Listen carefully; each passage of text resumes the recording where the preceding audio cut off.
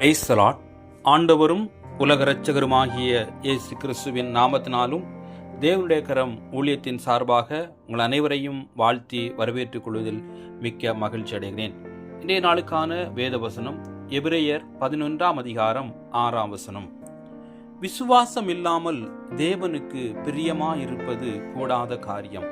ஆம், கிறிஸ்துவுக்குள் அன்பார்ந்த நண்பு தேவ பிள்ளைகளே, நமக்கு விசுவாசம் காணப்பட வேண்டும். தேவனிடத்தில் நாம் அன்பாய் இருக்கிறோம், விசுவாசமாய் இருக்கிறோம் என்பது கூடாத காரியம். நமக்கு விசுவாசம் இருந்தால் தேவனிடத்தில் சேருகிறவன் உண்டென்று, அவர் தம்மை தேடுகிறவர்களுக்கு பலன் அளிப்பார் என்றும் நாம் விசுவாசிக்க வேண்டும்.